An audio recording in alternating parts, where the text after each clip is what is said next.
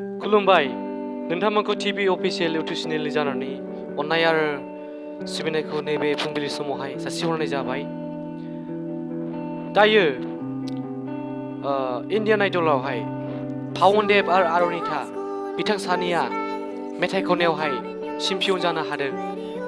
दा जोंनि माखासे बर' मानसिफ्राबो बेबायदि मेथाइ खननायावहाय बाहागो लायोब्ला जोंनि थाखाय बिराद मोजां आरो लोगोसे जोंनि माखासे हारिनि नामफोरखौबो लानो हागोन।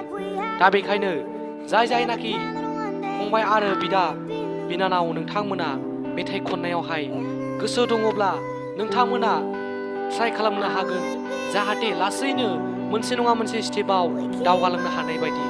जेरै बिथांमोना दा आरुनिता आरो पावनदेब बिथां सानैया जोंनि बे भारत हादरखौहाय गोजौआव लांनो थाखाय मेथाइ खननायावहाय बाहागो लादों।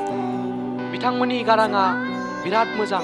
नोंथांमोनाबो जुदि गोसो दङब्ला बिथांमोन बायदि नोंथांमोननि गारांफोरखौहाय क्लासिकेलजों लानानै फोसाबनानै मेथाइ खननायाव जाहाथे बाहागो लानो नोंथांमोना नाजायो। दा बेखौनो आङो बयखौबो खावलायहरनाय थायो। दा नोंथांमोना स्ट्रागोल खालामोब्ला गासैखौबो हागोन।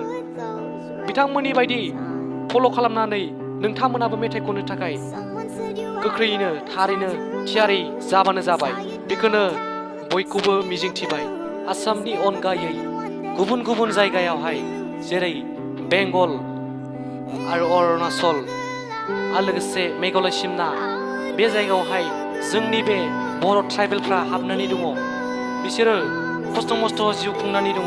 बिथांमोना खावलायनाय बायदिब्ला मोनसे मोजां खामानिखौ मावना होनांगौ जौगानायनि बिथांमोना खावलायदों। बेखायनो जोंनि बे माखासे बिटिआरनि दैदेनगिरि लोगोसे जोंनि बे आसामखौ सालायग्रा हिमन्त बिश्व शर्मा आरो बेजों लोगोसे मावफुं सोद्रोमाफोर बिथांमोननिसिम मोनसे खावलायहरनाय जादों। बिथांमोननि जायगायावहाय मोनसे जौगानायनि खामानिखौ मावना होनांगौनि बिथांमोना मोनसे बिबुंथि मेसेजनि गेजेरजों फोरमायदों।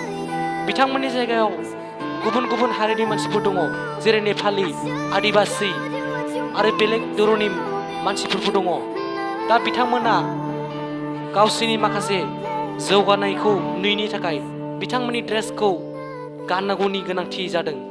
बिथांमोननि थाखाय मोनसे गोख्रोंथार खामानिखौ थाबैनो जाहाथे जोंनि बे सरकारा मावनानै होयो, जाहाथे जोंनि बे बर' मानसिफ्रा जाहाथे बयबो खौसेथि जानानै जौगानायनि मोनसे लामायावहाय फैयो। बेखौनो आसा खालामबाय। मोनसे CSMI ट्रेनिं सेन्टार दं। बेयावहाय मोनसे ब्रान्च मेनेजारनि कर्स फोरोंग्रा मोनसे सेन्टार दङ।